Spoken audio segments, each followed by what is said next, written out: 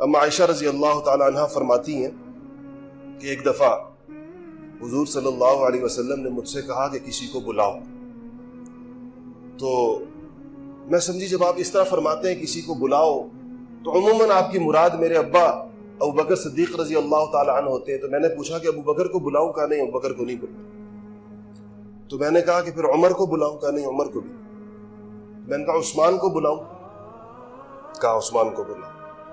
تو کہا جب عثمان کو میں نے بندہ بھیجا، عثمان تشریف لائے تو میں پردے میں ہو گئی. ایک ہی حجرہ تھا، اس کا ایک حصہ میں پردہ لٹکا ہوتا تھا. جب امہات المؤمنین کسی کے آنے پہ پردہ فرماتی تھی تو اسی پردے کی دوسری طرف چلی جایا کرتی تھی. اماں فرماتی ہیں کہ میں نے کبھی حضور نے کسی کو بلا کر کوئی بات کہنی چاہی تو میں نے کبھی کان نہیں لگائے. یہ پہلا موقع تھا کہ مجھے تجسس ہوا کہ آخر وہ کون سی بات ہے کہ جو نہ میرے ابا ابو بکر سے کی ہے، نہ عمر سے کی ہے، عثمان سے کرنا چاہتے ہیں. تو مجھے تجسس ہوا تو میں نے ذرا کان لگایا پردے سے، کیا فرماتے ہیں. تو کہتے ہیں حضور نے فرمایا کہ عثمان،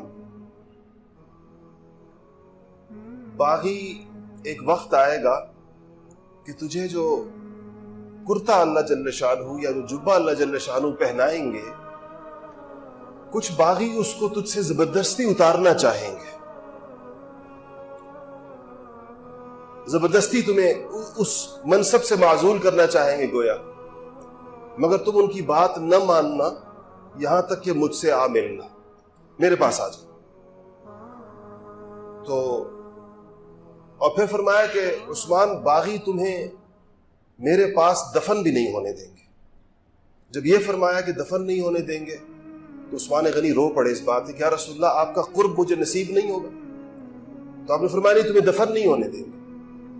تو جب وہ رو پڑے تو حضور نے فرمایا لیکن دیکھو عثمان، تمہاری قبر اور میری قبر کے درمیان جتنی زمین ہوگی اس میں جو بھی دفن ہو جائے گا اللہ تعالیٰ اس کی مغفرت فرما دیں گے. یہ سن کر عثمان غنی خوش ہو گئے.